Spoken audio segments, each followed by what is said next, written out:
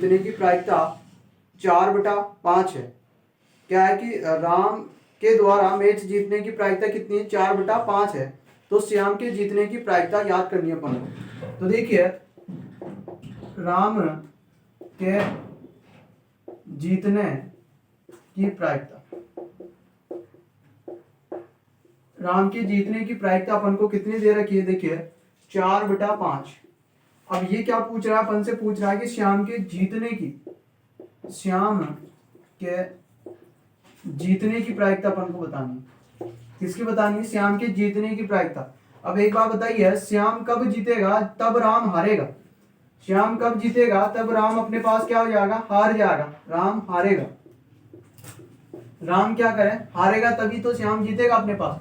अब देखिए टोटल जो अपने पास होता है कि जैसे मान लीजिए अपन जो राम जीता है उसको पी ई मान लेता है। इसका मतलब है कि ई जो है वो किसकी है? जीतने की प्रायिकता है। घटना जो क्या है अपने पास ई है यहाँ पर, और वो क्या है? जीतने की है। अब मैं बोलूं कि जीतने की प्रायिकता और नहीं जीतने की प्रायिकता, इन दोनों का मान कितना होता है भाई? 1 होता है। अब अपने पास इसमें राम जीता है और इसमें नहीं जीता। अब मैंने बार लगा दी, इसका मतलब हो गया कि राम नहीं जीता। मतलब राम नहीं जीता तो कौन जीता भाई? श्याम जीता अपने पास। राम नहीं जीता तो कौन जीतेगा? श्याम जीतेगा। और राम के जीतने की प्रायिकता अपन को 4/5 है, और राम के नहीं जीतने की मतलब श्याम के जीतने की प्रायिकता अपने पास पी ई बार है। ठीक है, तो पी ई बार है बराबर अपने पास 1 माइनस 4/5 करेंगे तो यहाँ पे देखिए 5 को 1 से गुणा करेंगे 5, 1 को इससे गुणा करेंगे 4 एकम 4 और 5 एकम 5। देखिए घटाइए, 4 5 में से 4 घटाओगे तो 1 बटा कितना आ गया अपने पास? 5 आएगा। तो अपने पास कितना आंसर आ गया? 1/5। तो देखिए जीतने और नहीं जीतने की प्रायिकता है। एक तो होता है कि P और E का मतलब है कि E की प्रायिकता, किसकी? E की प्रायिकता। और एक होता है P बार, इसका मतलब होता है कि E की नई प्रायिकता। मतलब E की नई प्रायिकता और E की है प्रायिकता, इन दोनों का योगफल कितना होता है भाई? 1 होता है। अब अपने पास इसका तो मान दे रखा है 4/5 और अपन को इसका निकालना है क्योंकि श्याम जीतेगा। और कब जीतेगा? तब राम हारेगा। तो राम का हारने की प्रायिकता कितनी हो जाएगी? 1/4 हो जाएगी राम के हारने की प्रायिकता। और राम के हारने की प्रायिकता 1/5 हो रही है, तो श्याम के जीतने की प्रायिकता कितनी होगी? 1/5 होगी। तो इस प्रकार से ये क्वेश्चन आप लोगों को करना है। अब देखिए क्वेश्चन नंबर है अपने पास, क्वेश्चन नंबर 6 है। देखिए अब क्वेश्चन नंबर 6 है अपने पास, एक पासे की एक फेंके में अभाज्य संख्या आने की प्रायिकता अपन को ज्ञात करनी है। देखिए एक पासे को एक बार फेंका जाता है। क्वेश्चन नंबर अपने पास 6 है कि एक पासा होता है और पासे में कितने टोटल कितने अपने पास संभावित परिणाम होते हैं? 6 होता है। अब पासे को एक बार फेंका अपन को, पासे को अपन ने मतलब डाइस को अपन ने कितनी बार फेंका? एक बार फेंका। और एक बार फेंकते हैं तो अपने पास 1 भी आ सकता है, 2 भी हो सकता है, 3 भी हो सकता है, 4 भी हो सकता है, 5 भी हो सकता है, 6, क्योंकि 6 संभावित परिणाम होते हैं अपने पास। अब देखिए क्या बोल रहा है कि एक बार फेंका तो उसमें अभाज्य संख्या आने की प्रायिकता अपन को बतानी है। अभाज्य संख्या आने की प्रायिकता अपन को बतानी है। तो अभाज्य संख्या देखिए एक तो होती नहीं है अपने पास, कौन सी होती है? एक तो 2 होती है, एक 3 होती है, एक 5 होती है। तो 2 3 और 5 ये संख्या हो गई अपने पास अभाज्य संख्या। तो अपन एक बार जब पांचे को फेंकते हैं तो 2 भी आ सकता है, तो 3 भी आ सकता है, तो 5 भी आ सकता है, कोई सा भी आ सकता है। तो मतलब अपने पास संभावित परिणाम कितना हुआ? 3 हो गया। संभावित परिणाम कितने हो गए? 3। मतलब m बराबर अपने पास कितना हो गया भाई? 3 हो गया। और टोटल अपने पास है संभावित परिणाम कितने हैं? 6 टोटल संभावित परिणाम है। तो अपने पास यहाँ पे प्रायिकता हो जाएगी पी ए बराबर है m बटा अपने पास फॉर्मूला होता है n, तो m का मान अपने पास 3 है बटा 6। काटेंगे इसको कितनी बार? एक बार, और ये 2 बार कट जाएगा 3 से, तो ये अपने पास आंसर आ जाएगा। देखिए पांचे को एक बार फेंकते हैं तो अपने पास टोटल 6 संभावित परिणाम बनते हैं, 6 बनते हैं, जैसे 1 2 3 4 5 6 बनते हैं। अब उसमें से ये बोल रहा है कि एक बार फेंका तो उसमें कौन सी संख्या है? अभाज्य संख्या। तो अभाज्य संख्या 2 भी होती है, 3 भी होती है और 5 भी होती है। तो इनमें से कोई सी भी हो सकती है। मतलब टोटल कितनी संख्या हो गई अपने पास? 3 संभावित परिणाम हो गए, किस में से? टोटल 6 में से। तो टोटल तो नीचे आ जाएगा, 3 अपने पास यहाँ पे संभावित परिणाम है, तो 3 से काटेंगे इसको एक बार, 6 को काटेंगे 2 बार, तो अपने पास आंसर कितना हो जाएगा भाई? 1/2 हो जाएगा। तो इस प्रकार से ये क्वेश्चन करना है। अब देखिए क्वेश्चन नंबर 7 है अपने पास, देखिए क्वेश्चन नंबर अपने पास 7 है, रोक दृष्टि दूरी का समीकरण लिखना है। तो दोस्तों देखिए आपको ये सड़क सुरक्षा क्वेश्चन है, तो आपको ये याद करना है कि दृष्टि रोक दृष्टि रेखा का दूरी का समीकरण आपको लिखना है। किसका समीकरण लिखना है आपको? रोक दृष्टि दूरी का समीकरण लिखना है। तो क्या होता है देखिए, प्रतिक्रिया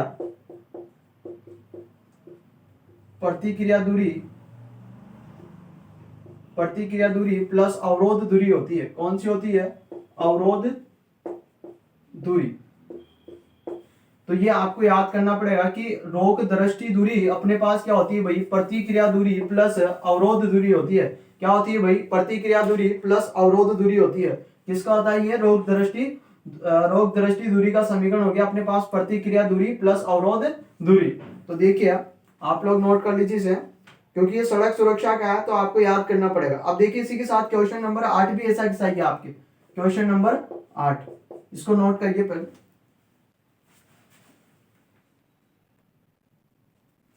देखिए क्वेश्चन नंबर 8 भी ये सड़क सुरक्षा का, वाहनों के लिए आवश्यक PUC का पूरा नाम। देखिए आप लोग जानते हो PUC का, इसका पूरा नाम आपने कभी सुना होगा, इसका मतलब होता है पोल्यूशन।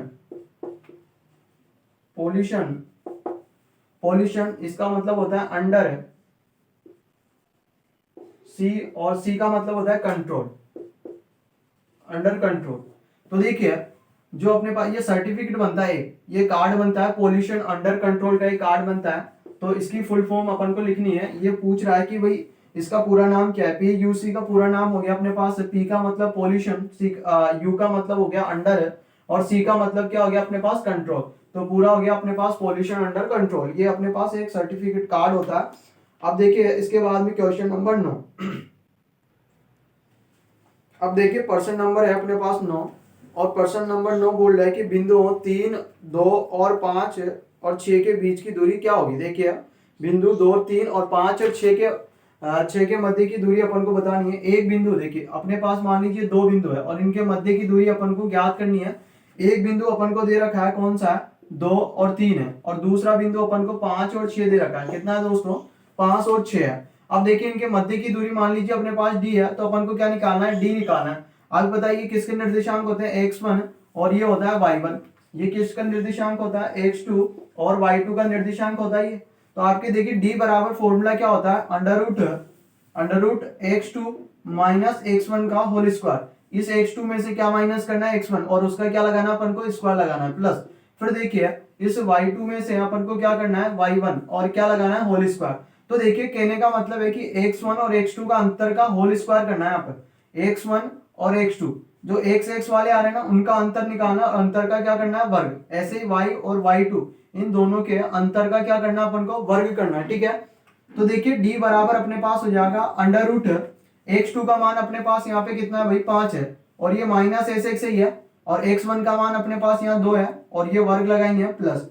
फिर Y2 का मान अपने पास 6 है, माइनस Y1 का अपने पास मान 3 है, 3, और यहाँ पे क्या है अपने पास? वर्ग है, तो वर्ग कर देंगे अपन। तो देखिए ये अंडर रूट 5 में से 2 माइनस करेंगे तो अपने पास कितना रह जाएगा? 3 रह जाएगा, और 3 का वर्ग करना अपन को। ये 3 का क्या कर दिया अपन ने? वर्ग कर दिया। और 6 में से 3 माइनस करेंगे तो यहाँ पे भी कितना रह जाएगा अपने पास? 3, और इस 3 का भी क्या करेंगे अपन? वर्ग करेंगे। तो बराबर अंडर रूट 3 का वर्ग कितना हो जाएगा अपने पास? 9 हो जाएगा, प्लस इस 3 का वर्ग कितना हो गया अपने पास? 9 हो गया। तो देखिए दोस्तों इसको ऐसे भी लिख सकते हैं अपने पास 9 कितनी बार आ रहे हैं अपने पास? 2 बार आ रहे हैं। कौन आ रहा है? 9 आ रहा है। तो या तो 9 प्लस 9 करेंगे तो 18, या फिर 18 को अपन 9 दूनी 18 ऐसे भी लिख सकते हैं अपन, क्योंकि यहाँ 9 कितनी बार आ रहा है? 2 बार। तो अपन ने 9 को कितनी बार? 2 से गुणा कर दिया, क्योंकि डबल कर दिया 9 का। तो देखिए 2 का वर्गमूल अपन कर नहीं सकते, इसलिए किस में रहेगा? अंडर रूट में रह जाएगा। ये किस में रह जाएगा? देखिए ऊपर देखिए इसको, किस में रह जाएगा? ये अपने पास यहाँ तक आ रहा है। अब 2 तो अपने पास रूट में रह जाएगा, और जो अपने पास 9 है, अपने पास 9 है, 9 का वर्गमूल कितना होता है? 3 होता है। तो ये यूनिट लगा दीजिए या मात्रक लगा दीजिए, क्योंकि दूरी हमेशा मात्रक में आती है। तो देखिए अपने पास इसका मान कितना आ जाएगा? 3 अंडर रूट 2। तो इसके मध्य की दूरी कितनी आ गई? डी का मान कितना आ गया अपने पास? 3 अंडर रूट 2 आ गया। अब देखिए इसी के साथ क्वेश्चन नंबर 10 देखिए। अब क्वेश्चन नंबर 10 भी आपके देखिए जो 10वां चैप्टर है आपके उसमें से है। देखिए क्वेश्चन है कि क्वेश्चन नंबर 10 है, बहुत आसान है, आपको बिंदु पथ बताना है। क्वेश्चन है कि एक नियत बिंदु से सदैव समान दूरी पर चलने वाले बिंदु का बिंदु पथ होगा। देखिए मान लीजिए यह बिंदु है अपने पास, इस बिंदु से सदैव समान दूरी पर चलने वाले बिंदुओं का बिंदु पथ क्या होगा। तो देखिए इस बिंदु से समान दूरी पर ये बिंदु चल रहे हैं अपने पास, और इन बिंदुओं का बिंदु पथ आपको पता चल गया होगा क्या होगा, आप लोग बता सकते हो। आपको इसको देख के लग रहा होगा कि क्या हो सकता है। तो देखिए इन बिंदुओं का बिंदु पथ अपन क्या कहेंगे, इसको एक वर्त होता है। क्या होता है, इस स्थिर इस नियत बिंदु से समान दूरी पर जो भी अपने पास बिंदु होते हैं और उन बिंदुओं का बिंदु पथ क्या होता है भाई दोस्तों, क्या होता है, वर्त होता है। आया समझ में। तो क्वेश्चन नंबर 10 था अपने पास, ये क्या बोल रहा था कि किसी नियत बिंदु से समान दूरी पर स्थित बिंदुओं का बिंदु पथ, ये बिंदु पथ क्या कहलाएगा अपने पास, वर्त कहलाएगा। आया समझ में। तो अब देखिए क्वेश्चन नंबर इसी के साथ क्वेश्चन नंबर 11। क्वेश्चन नंबर 11 में अपन को क्या बताना है, देखो दोस्तों समझ में तो आ रहा है आप लोगों के। अब देखिए क्वेश्चन नंबर 11 है अपने पास। क्वेश्चन नंबर 11, क्वेश्चन नंबर 11 है कि एक पासे को फेंकने पर 4 से छोटा अंक आने की अपन को प्रायिकता क्या होगी, ये बताना। एक पासे को, अभी जो जस्ट अपन ने पहले किया था ऐसा क्वेश्चन कि एक पासा है, जैसे इस एक पासे को अपन एक बार फेंकते हैं तो 1 2 3 4 5 6, ये सारे नहीं आते हैं, या तो एक भी आ सकता है, दो भी आ सकता है, तो 3 भी आ सकता है, 4 भी आ सकता है, 5 भी आ सकता है, 6 भी आ सकता है, कोई सा भी एक अंक आ सकता है। तो जो भी एक अंक आ रहा है वो अंक क्या आ रहा है, 4 से छोटा आ रहा है। जो भी अंक आ रहा है वो क्या आ रहा है अपने पास, 4 से छोटा आ रहा है भाई। क्या आ रहा है अपने पास, 4 से छोटा। तो 4 से छोटे, ये तो बड़े हैं 4 से सारे, तो छोटे कौन कौन से हैं, एक भी छोटा है, दो भी छोटा है, तीन भी छोटा है। मतलब अपन ने जो उसको एक बार फेंका है तो 4 से छोटा मतलब एक भी आ सकता है, दो भी आ सकता है, तीन भी आ सकता है। मतलब संभावित परिणाम कितने हो गए, m बराबर अपने पास है 3 हो गए। मतलब 3 संख्याएं हो गई, इन तीनों में से कोई सा भी आ सकता है। मतलब m बराबर कितना हो गया, 3। और कितने में से आ रही है, 6 में से आ रहा है। मतलब टोटल कुल संभावित परिणाम अपने पास कितने हैं भाई, 6 है, तो 6 में से आ रहा है। तो देखिए अपने पास प्रायिकता हो जाएगी पी ए बराबर m बटा n, फॉर्मूला होता है m का मान 3 है बटा कितना आएगा 6। 3 से काटेंगे 3 को एक बार, 6 को कितनी बार काटोगे, 2 बार। तो कितना आंसर आ गया भाई अपने पास, 1/2 आ गया। तो इस प्रकार से करना था, क्योंकि देखिए 6 से छोटी कितनी संख्या है अपने पास, 3 संख्या है, और टोटल संख्याएं कितनी है, 6 है। तो 3/6, 3 से काटेंगे इसको एक बार और 6 को 2 बार। तो इस प्रकार से करना है, ठीक है ना। आया समझ में। अब क्वेश्चन नंबर 12 देखिए। अब अपने पास देखिए क्वेश्चन नंबर जो 12 दे रखा है उसको अपन थोड़ा लेट करेंगे, क्योंकि देखिए अपने पास क्वेश्चन में दे नहीं रखा है अपने, क्योंकि अपने पास द्वंद्व योग विधि से अपने पास ओनली अपन क्या दे रखा है, गुणा दे रखा है। जो एक्सरसाइज है उसमें क्या दे रखा है, गुणा। जो पहले वाला था उसमें था अपने पास, ठीक है। अब इसके साथ देखिए क्वेश्चन नंबर 13 देखिए, इसका कौन सा क्वेश्चन नंबर 13 देखिए आप लोग। अभी करवाते क्वेश्चन नंबर 12 को, एक बार आप क्वेश्चन नंबर 13 देखिए। क्वेश्चन नंबर 13, क्वेश्चन नंबर 13 अपने पास है कि एक द्विघात बहुपद ज्ञात करना अपन को, जिसके शून्यंकों का योग क्या दे रखा अपन को, शून्यंकों का योग, और ये योग दे रखा अपन को एक तो, और एक अपन को इनका गुणनफल दे रखा, शून्यंकों का गुणनफल, ये गुणनफल। तो देखिए योगफल तो दे रखा अपन को -3 और गुणनफल दे रखा है 2।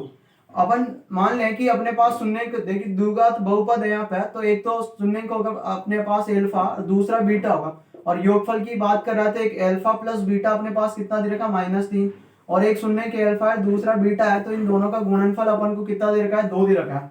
अब देखिए द्विघात बहुपद का जो अपने पास फॉर्मूला होता है वो क्या होता है, देखिए कि bracket x² minus alpha plus beta. इसका मतलब क्या है, अभी मैंने अल्फा प्लस बीटा का मतलब शून्यंकों का योग, और यहाँ पे x आएगा plus alpha multiply beta bracket. देखिए अल्फा मल्टीप्लाई बीटा क्या अपने पास, शून्यंकों का गुणनफल। और जहां जो ये k दे रखा है एक रियल नंबर है, मतलब एक क्या है अपने पास, वास्तविक है। k क्या एक वास्तविक है, k क्या है अपने पास, वास्तविक है।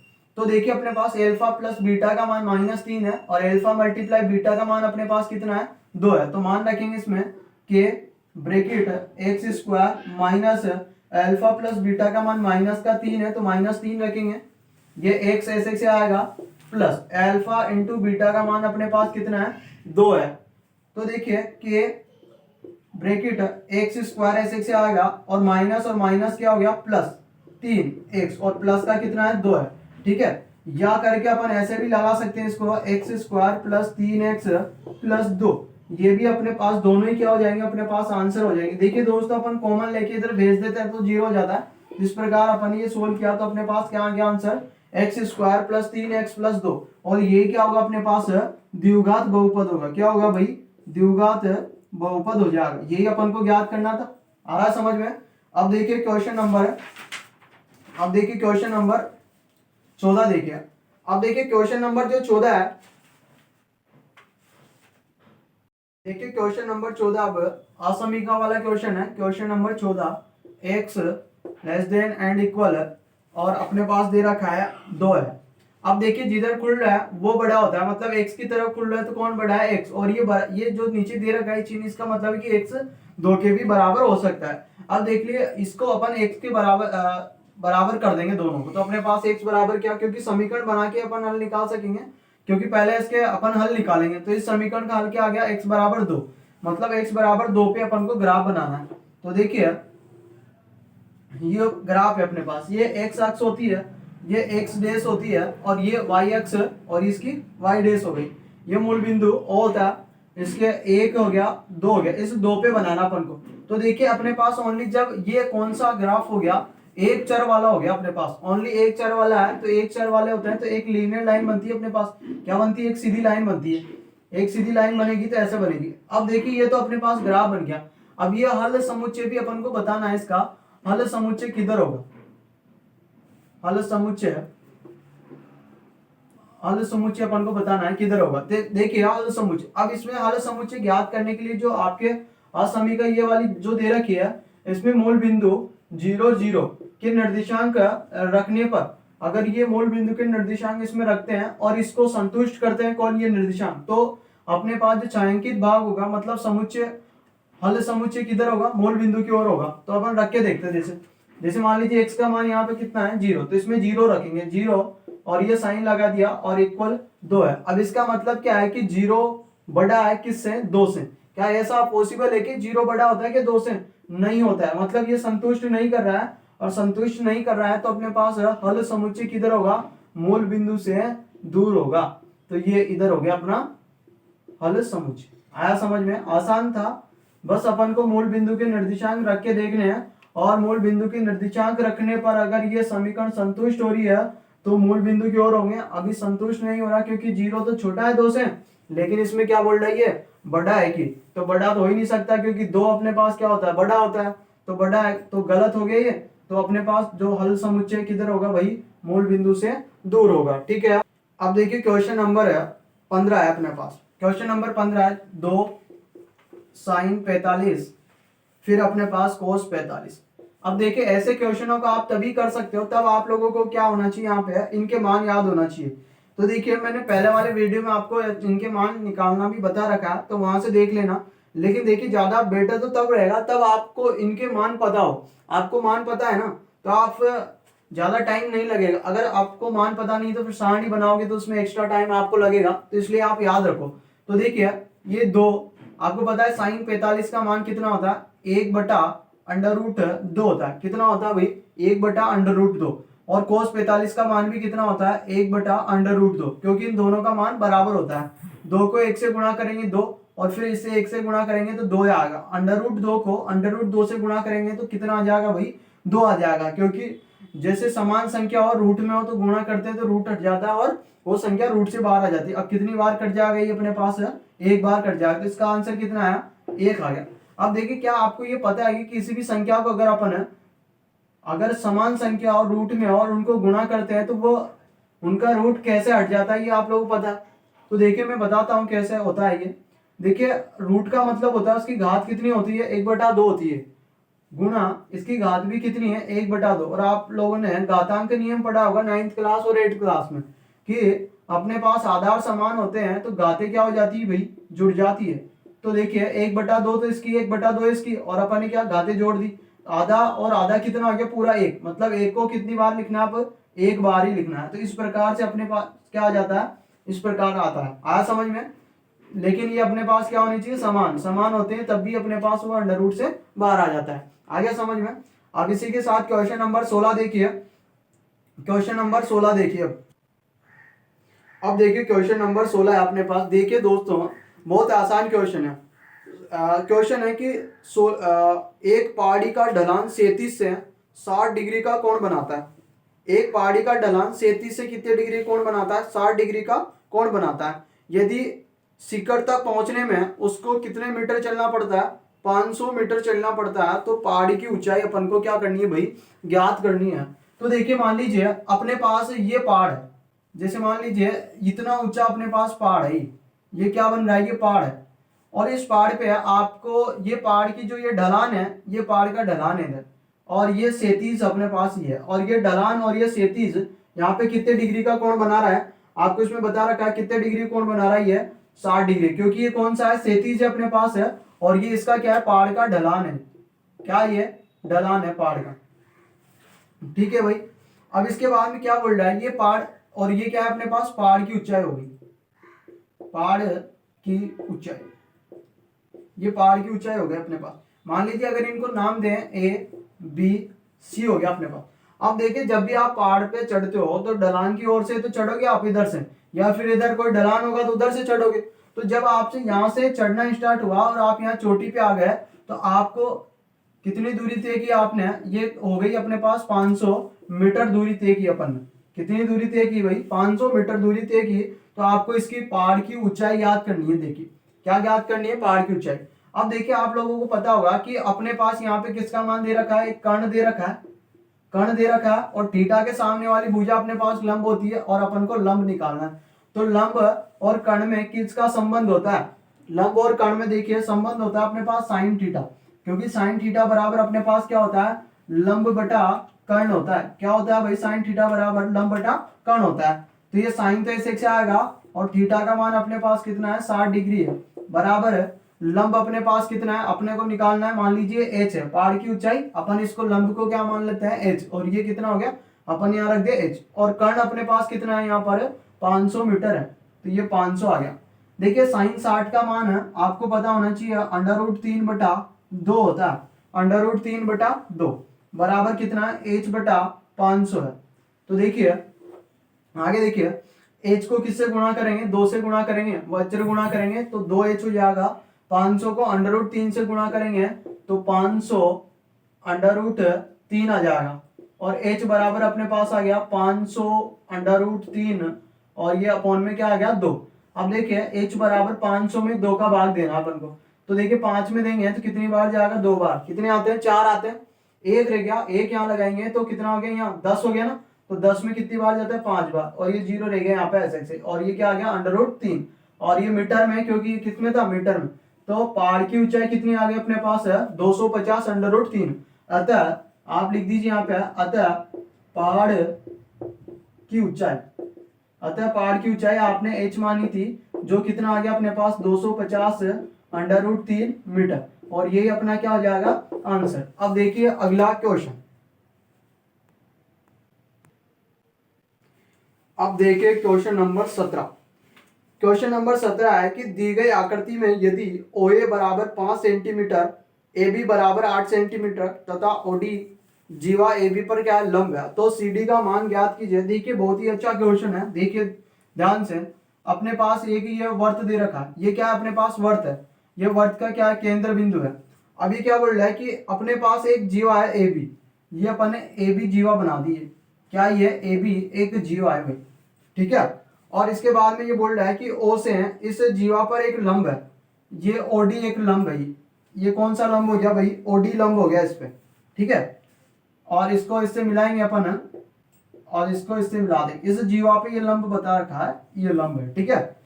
अब ये क्या बोल रहा है कि अपने पास O है, ये अपने पास केंद्र है, इसका मान है O, और ये D बिंदु दे रखा है, क्योंकि OD लंब है किस पर है, जीवा पर लंब है।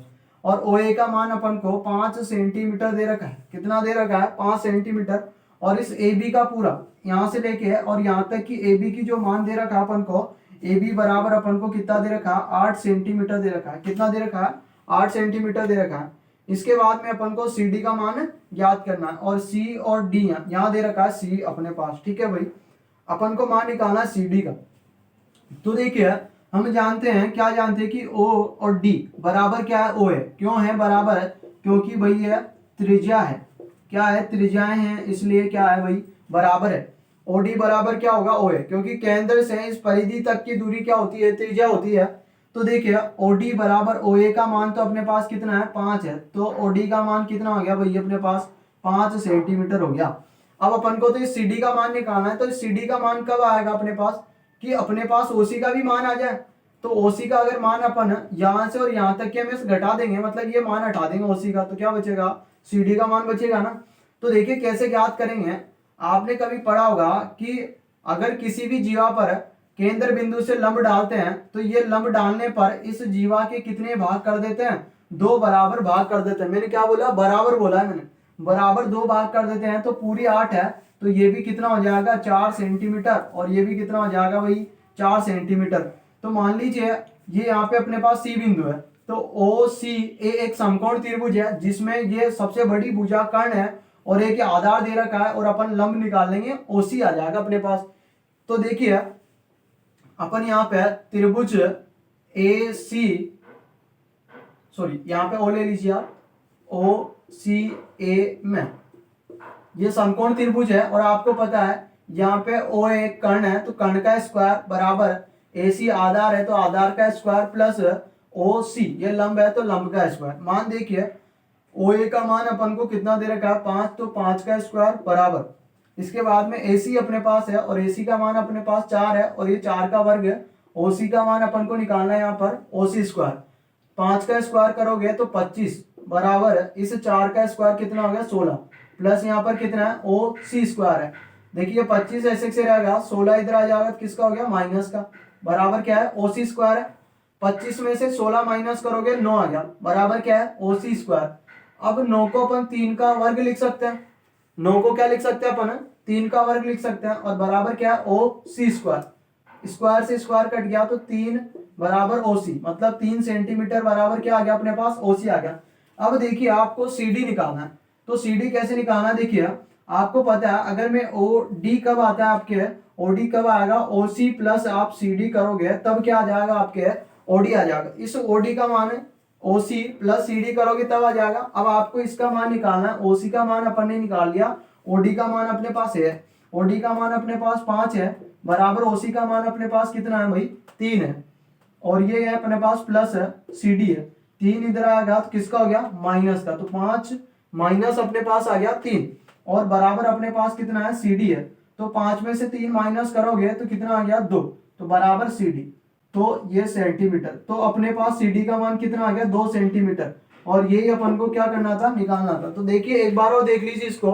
देखिए अपने पास इसमें दे रखा था ए बी एक जीवा है जिसकी लंबाई 8 सेंटीमीटर है, तथा ओ एक त्रिज्या है जिसकी लंबाई 5 सेंटीमीटर है, और यहाँ से है ओ डी ए बी पर क्या है, लंब है, लंब है, तो यहाँ 90 डिग्री का कोण बनेगा। तो अपन को ज्ञात करना है कि ये जो सी है, सी से लेके डी तक की दूरी ज्ञात करनी है।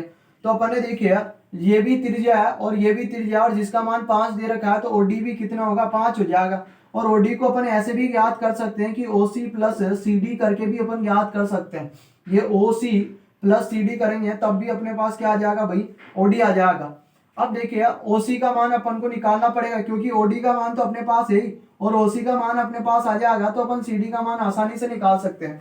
तो देखिए अपन ने दिमाग घुमाया, तो अपने पास ओ सी एक समकोण त्रिभुज है, ठीक है, समकोण त्रिभुज है। तो अपन इसमें पाइथागोरस प्रमेय मतलब बोधायन प्रमेय लगा सकते हैं, जिसमें कर्ण का स्क्वायर बराबर है लंब आधार स्क्वायर प्लस लंब स्क्वायर होता है। और यहाँ कर्ण का मान अपने पास 5 दे रखा है, आधार 4 है, तो 4 का स्क्वायर प्लस ओसी का मान अपने पास नहीं है, ये अपन ज्ञात करेंगे।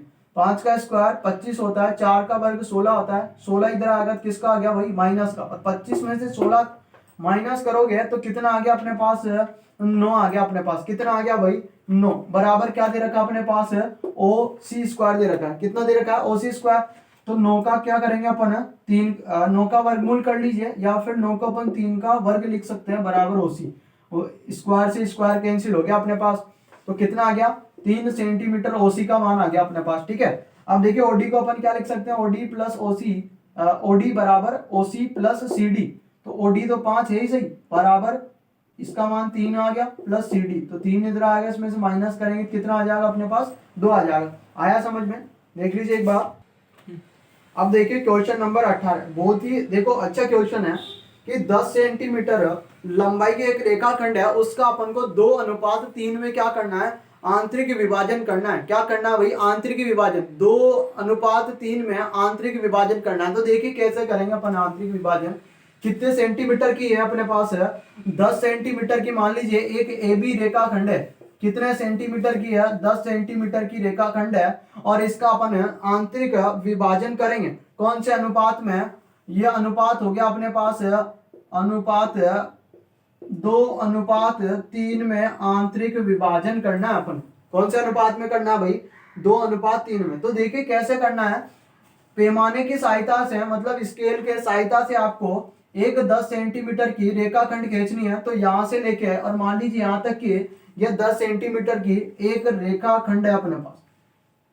कितने सेंटीमीटर की है, 10 सेंटीमीटर की एक रेखाखंड खींच ली अपन ने ए और बी। यहां तक कोई दिक्कत? अब देखिए ध्यान से समझना, ये रेखाखंड खींचने के बाद किसी भी एक बिंदु पर न्यून कोण बना दीजिए। क्या बनाना है, न्यून कोण। न्यून कोण का मतलब जानते हो ना, 90 डिग्री से कम। किससे कम, 90 डिग्री से कम बनाना अपन को।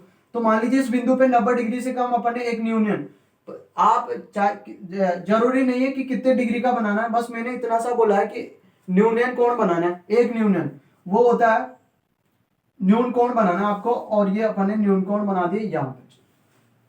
पता नहीं कितने डिग्री का, अपनी इच्छा से कितना भी बना दीजिए, लेकिन क्या होना चाहिए, न्यून कोण होना चाहिए। ये न्यून कोण बना दिया एक बिंदु पर, रेखाखंड के किसी एक बिंदु पर अपन ने न्यून कोण बना दिया। अब न्यून कोण बनाने के बाद अपने जो अनुपात दे रखा है, अनुपात का योगफल करो। अनुपात दे रखा है 2 और 3, इनका योगफल किया तो कितना आ गया भाई अपने पास, 5 आ गया। अनुपात जो दे रखा है उनका योगफल कर दिया और कितना आ गया, 5। तो अब इस जो रेखाखंड आई है अपने पास, इस रेखाखंड पर अपन को 5 क्या काटने हैं, 5 चाप काटने हैं। तो 5 चाप किस प्रकार काटेंगे, देखिए एक प्रकार खोल लिया अपन ने, फिक्स मान लीजिए इतना प्रकार खोल लिया, और इस प्रकार को यहाँ पे रखिए, यहाँ रखा पहले तो, और यहाँ रखिए एक चाप यहाँ काटा। ठीक है, उसको चेंज नहीं करना, क्योंकि कितने चाप काटने आपको, समान लंबाई के 5 चाप काटने। यहाँ रखिए एक चाप काट लिया, अब यहाँ से उठा के यहाँ रख दिया, और यहाँ रख के फिर एक चाप ये काट लिया आपने, 2 चाप हो गए। फिर यहाँ से उठा के यहाँ रखा, और यहाँ रख के फिर एक चाप और काट लिया। फिर यहाँ से उठाया और यहाँ रखा, एक चाप यहाँ काट लिया। फिर यहाँ से उठाया और यहाँ रखा, और एक चाप यहाँ काट लिया। अब देखिए कितने चाप हो गए, 1 2 3 4 5। कितने चाप काट लिया आपने, 5। यहाँ बिंदु क्या दे रखा है, ए, तो इसको स्मॉल में A1 A2 A3 A4 A5 बिंदु के नाम दे दिए अपन ने। यहाँ पे ए था तो अपन ने स्मॉल ए ले लिया, स्मॉल ए, लेकिन सारे ए थोड़ी होंगे, इसलिए अपन ने क्या नंबर दे दिया, A1 A2 A3 A4 A5। कितने चाप, 5 क्यों काटे, क्योंकि अपने पास जो अनुपात दे रखा था उनका योगफल कितना था, 5 था अपने पास। यहाँ आने के बाद जो 5वां चाप आपके पास है, और इधर लास्ट वाला जो रेखाखंड का दूसरा बिंदु है, दूसरा सिरा है, उसको स्केल की सहायता से इन दोनों को मिला दीजिए। क्या कर दिया भाई, जो लास्ट में जो अपने पास चाप था, उस चाप को जो ये रेखाखंड का दूसरा सिरा है, उन दोनों को आपस में अपन ने क्या कर दिया, मिला दिया। देखिए दोस्तों ध्यान से देखिए इधर। अब देखिए अपन को क्या करना है, इसको, इस रेखाखंड को 2:3 में विभाजित करना है। कितने अनुपात में, 2:3 में। तो 1 और 2 खंड तो ये हो गया, 1 और 2 खंड ये हो गया, और 1 2 और 3 खंड ये हो गया। मतलब ये हो गया इसका, नीचे वाली रेखाखंड को अपन ने 2:3 में विभाजित किया नहीं किया, 1 और 2, और इधर 1 2 और 3, इस रेखाखंड का विभाजित हो गया।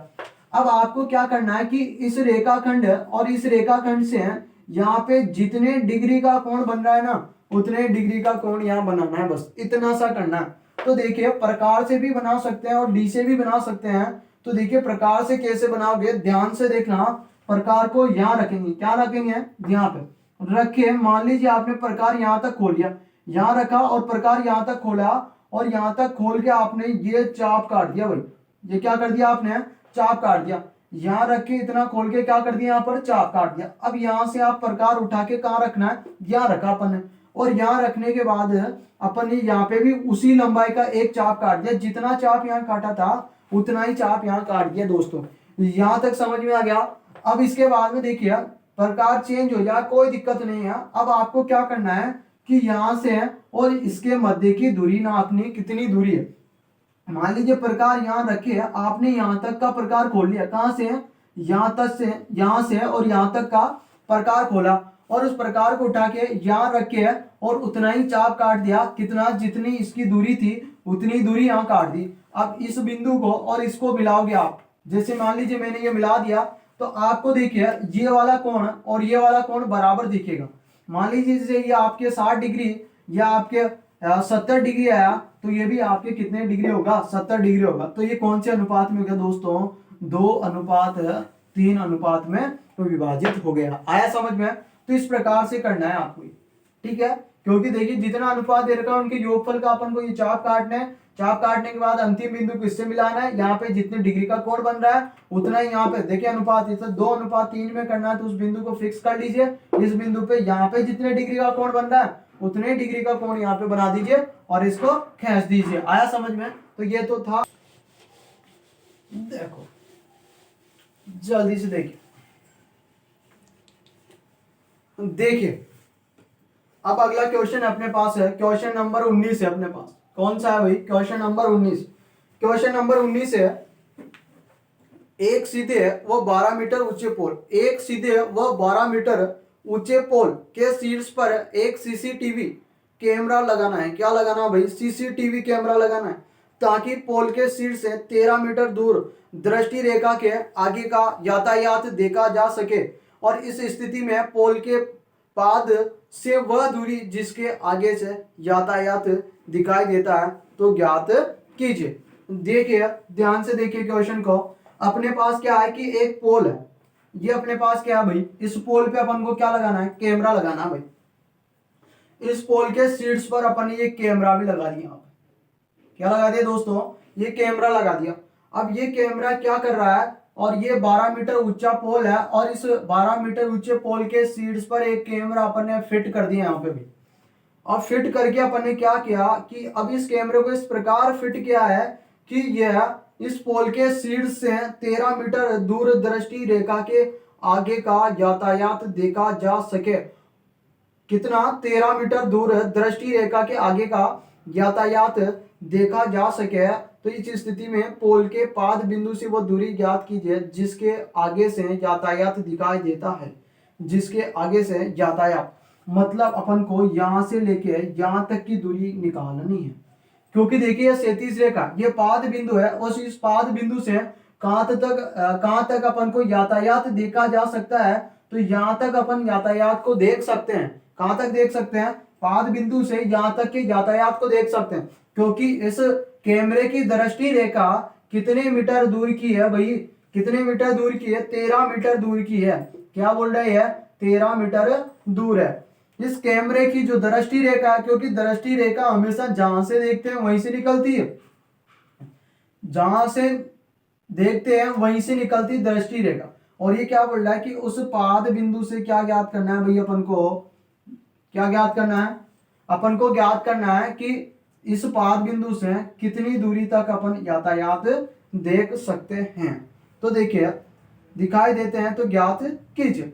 अब देखिए इसमें कोई थीटा वगैरह आपको नहीं दे रखा। अब आप सोचो कि ये तो उसका त्रिकोणमिति वाला का क्वेश्चन आ गया, ऊंचाई और दूरी वाला, तो ऐसा कुछ भी नहीं है। आपको ये ज्ञात करना, मान लीजिए आपके आधार है और आपको पता है पोल किस पे 90 डिग्री पे तो खड़ा होता है, तो बोधायन पर में आपको पता है 12 दे रखा है, 13 दे रखा है और ये आधार है, और 90 डिग्री के सामने वाली भुजा सबसे बड़ी भुजा क्या कहलाती है, कर्ण कहलाती है। ये आधार है तो ये क्या हो जाएगा अपने पास, लंब हो जाएगा। क्या हो जाएगा, लंब। और आपको पता है अपने पास कौन सी परिमेय होती है, कर्ण स्क्वायर बराबर है आधार का स्क्वायर प्लस लंब का स्क्वायर। और ये कौन सी परिमेय होती है अपने पास, बोधायन परिमेय होती है। क्या होती है अपने पास, है बोधायन परिमेय। क्या होती है भाई, बोधायन परिमेय। समकोण त्रिभुज में सबसे बड़ी भुजा का वर्ग अन्य दो भुजाओं के वर्गों के योग के बराबर होता है। ये होती है कोसाइन पर में अपने पास। अब देखिए कर्ण का मान अपने पास कितना दे रखा है 13, तो 13 का स्क्वायर बराबर आधार का मान अपने पास नहीं है, अपन को ज्ञात करना है, आधार का स्क्वायर प्लस लंब का मान अपने पास 12 दे रखा है, तो 12 का स्क्वायर। किसका स्क्वायर करेंगे अपन 12 का स्क्वायर, तो देखिए 13 का स्क्वायर कितना हो जाएगा 169। इस 13 का स्क्वायर 169 बराबर आधार का स्क्वायर। किसका स्क्वायर भाई आधार का स्क्वायर प्लस ये 12 का स्क्वायर करोगे तो कितना आ जाएगा 144। तो देखिए 144 इधर आएगा तो किस में से माइनस होगा 169 में से माइनस होगा कि नहीं होगा, और बराबर इधर कितना है आधार का स्क्वायर। तो माइनस करो कितना आ जाएगा भाई 25 आ जाएगा, माइनस करने कितना आ जाएगा 25 आ जाएगा। आधार स्क्वायर बराबर कितना आ रहा है आपके 25। अब आपको तो क्या याद करना है भाई, आपको तो क्या याद करना है इसमें, आपको आधार याद करना। अभी ये किसका मान है आधार का स्क्वायर आया, ये किसका स्क्वायर होता है 5 का ही तो वर्ग होता है बराबर। देखिए ये हो गया अपने पास आधार का स्क्वायर। अब अपने पास 2 से 2 काट दिया अपन ने, किससे 2 से 2 काट दिया, तो अपने पास 5 मीटर क्या आ गया आधार आ गया इसका 5 मीटर क्या आ गया भाई, ये आधार आ गया इसका 5 मीटर। अब ये क्या बोल रहा था, ये बोल रहा था कि इस पाद बिंदु से कितनी दूरी तक यातायात देखे जा सकते हैं। तो पाद बिंदु अतः आप लोग लिख सकते हो, अतः पाद बिंदु से 5 मीटर दूर तक यातायात देखे जा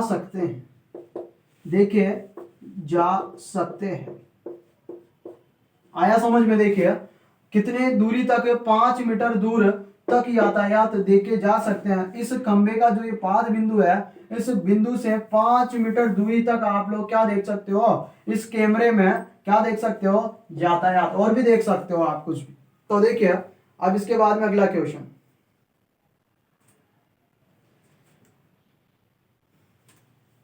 अब देखिए यहां तक अपने पास हो गए हैं, खंड ब के भी अपने पास क्वेश्चन हो गए हैं।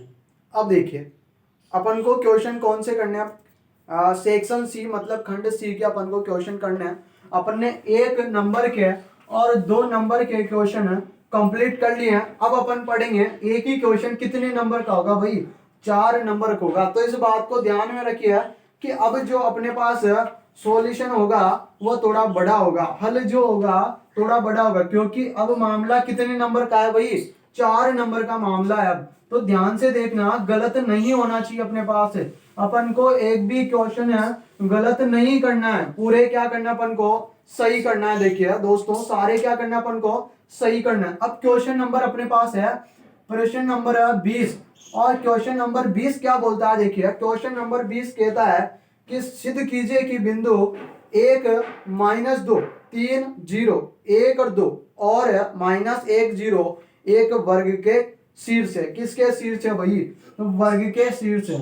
तो देखिए सिद्ध करना अपन को, मान लीजिए ये अपने पास एक ये क्या है एक वर्ग बना दिया, और इसमें अपन मान लेते हैं, अभी अपन नहीं मान रहे हैं कि ये वर्ग है, लेकिन अपन एक क्या बना दिया है चतुर्भुज बना दिया, और इस चतुर्भुज के बिंदु दे दिए 1 -2 फिर है 3 0 और फिर है 1 2 और अपने पास लास्ट बिंदु है -1 और 0।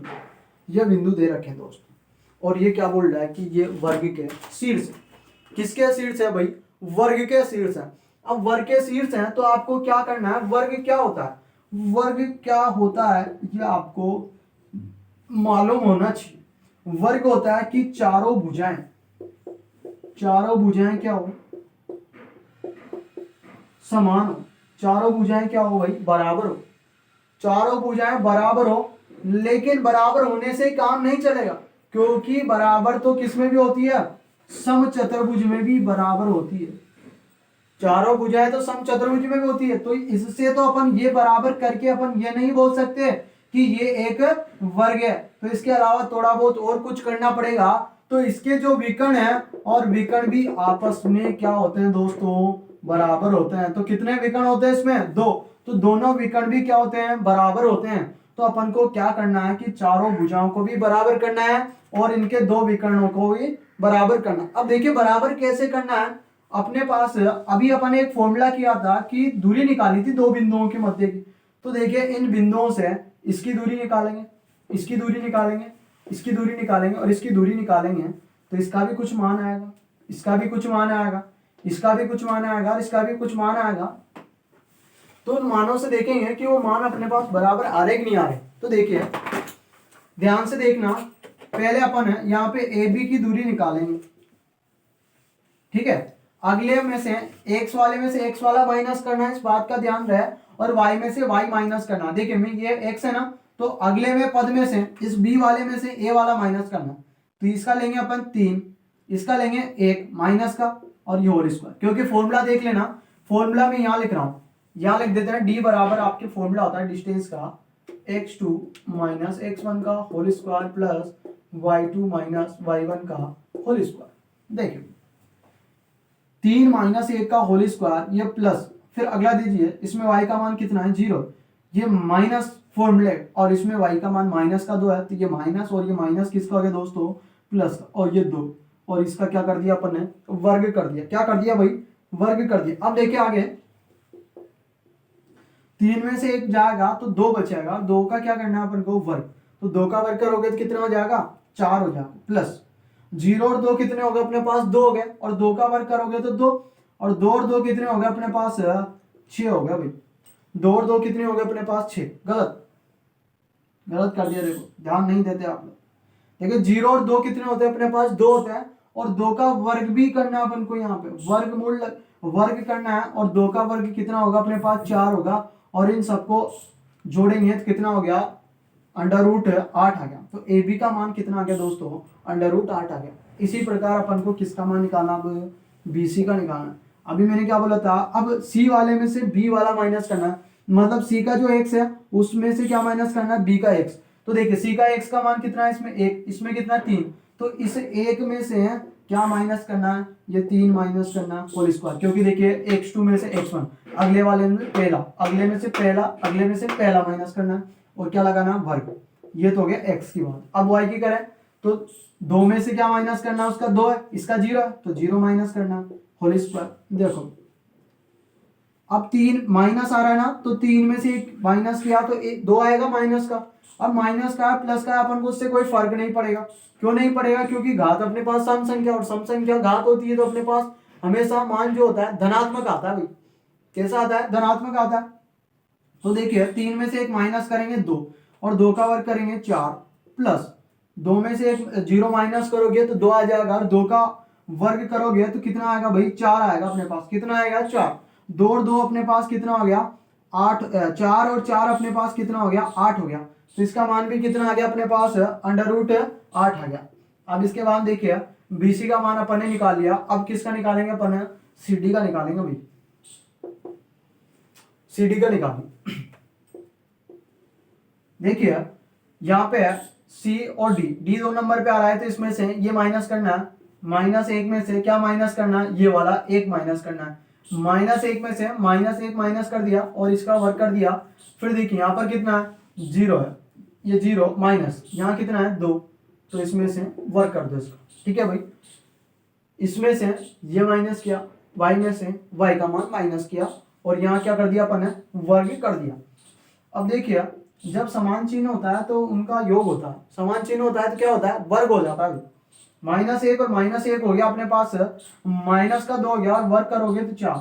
क्योंकि अब अपने पास ऋणात्मक से कोई मतलब नहीं है, घात सम संख्या तो धनात्मक ही आएगा मान, तो अपने पास 0 और -2 रहेगा, वर्ग करोगे तो प्लस का 4, और इन दोनों को योग करोगे तो अंडर रूट कितना आ जाएगा अपने पास भाई 8 आ जाएगा, ठीक है।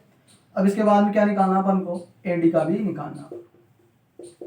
अब एडी निकालोगे तो अंडर रूट, देखिए इसमें से ये माइनस करना है 1, और देखो जैसे आप यहाँ पे 2 नंबर पे डी आ रहा है तो ये डी का लिख लो। आपके डी का यहाँ पे कितना है -1, और यहाँ पे कितना है 1 माइनस फॉर्मूले का 1 यहाँ पे, और ये वर्ग प्लस यहाँ पे y का मान कितना है भाई 0, ये माइनस आपके फॉर्मूले का, और माइनस का 2 है तो ये -2, तो प्लस का हो जाएगा अपने पास 2, और ये इसका क्या कर देंगे अपन, वर्ग कर देंगे। तो देखिए अपने पास क्या आ जाएगा, -1 और -1, जैसे यहाँ जोड़ रहे थे कितना हो गया था, 2 हो गया था। 2 का वर्गमूल कितना, वर्गमूल नहीं, वर्ग, 2 का वर्ग कितना होगा, 4। 0 + 2, 0 + 2 का मतलब होता है 2, और 2 का वर्ग करेंगे तो कितना हो जाएगा, 4, और 4 और 4 कितने हो गए भाई, 4 और 4 हो गए अपने पास 8 हो गया। तो अपन ने क्या किया, ए बी का मान कितना आया, √8, बी सी का मान √8, सी डी का मान √8, ए डी का मान √8। अतः अपने पास क्या हो गया, अतः अपने पास सभी भुजाओं के मान ए बी बराबर है बी सी के, बी सी बराबर है सी डी के, और सी डी बराबर है ए डी के, और इन सब का मान बराबर है √8। मतलब इस चतुर्भुज की सभी भुजाएं क्या है, बराबर है। अब इसके आगे देखिए, अभी तो बराबर क्या है, ये भुजा ही आई है अपने पास। अपने पास विकर्ण भी क्या होने चाहिए, इसके बराबर होने चाहिए। अब देखिए विकर्ण भी बराबर होने चाहिए, तो देखते हैं देखिए विकर्ण भी बराबर है क्या। तो देखिए पहले कौन सा विकर्ण ले लेंगे, एक विकर्ण है अपने पास बीडी और एक विकर्ण है एसी। तो पहले एसी की बात करते हैं अपन। ये लो दोस्त, देखिए यहाँ पे इस x का मान 1 है, इधर x का मान इसमें 1 है, तो 1 - 1 का वर्ग प्लस इसमें y का मान 2 है, इसमें y का मान -2 है। तो ये तो माइनस का फॉर्मूला होता है, अभी अपन ने देखा था, ये माइनस और ये माइनस हो गया अपने पास प्लस का 2, और ये वर्ग कर देंगे। देखिए एक में से एक जाएगा तो 0 बचेगा, और 0 का वर्ग 0 होगा, कितना होगा भाई, 0। ऐसा नहीं कि 2 0 हो जाए, 0 होगा, प्लस 2 और 2 कितने हो गए अपने पास, 4 हो गए, 4 का वर्ग 16, कितना हो गया 16, और इन दोनों को जोड़ेंगे तो अपने पास √ का कितना आएगा 16। देखिए सोल्व भी कर सकते हैं, क्योंकि 16 का वर्गमूल अपने पास 4 भी होता है कि नहीं होता। अब ऐसे एक विकर्ण निकाले, अब कौन सा निकालेंगे अपन, है बी डी, ये वाला विकर्ण निकालेंगे। तो ये वाला बिंदु लेना है और ये वाला बिंदु लेना है, बराबर √ देखिए अपने पास बी डी है, तो इसमें से ये माइनस कर लो, उधर माइनस का 1 है और इधर कितना है 3, तो -3 वर्ग कर दिया, क्योंकि x में से x को वाला है तो माइनस करना, पर अंतर ही तो निकालना। इस 0 और 0 का अंतर तो 0 होता है, लेकिन लिख दो 0 - 0 का होल स्क्वायर। तो देखो √ है -3 और -1, माइनस का 4 होगा, -1 और -3 कितना होगा, -4, और ये वर्ग हो गया इसका, प्लस 0 का वर्ग 0 होगा, 4 का वर्ग 16, और 16 का वर्गमूल कितना हो जाएगा भाई, 4 हो जाएगा। क्या विकर्ण भी बराबर आ रहे हैं क्या, अतः अपने पास यहाँ पर है, अतः विकर्ण कौन कौन से, AC बराबर क्या आ रहा है, BD, AC बराबर अपने पास क्या आ रहा है, BD, अतः इसकी विकर्ण भी क्या है, बराबर है। तो अपन कह सकते हैं कि ABCD एक क्या है, वर्ग है। मतलब दिए गए निर्देशांक, जो दिए गए निर्देशांक है वो किसके निर्देशांक है, एक वर्ग के निर्देशांक है। आया दोस्तों समझ में, तो आप देख लीजिए एक बार, इसको नोट कर लीजिए और समझिए इसको ध्यान से।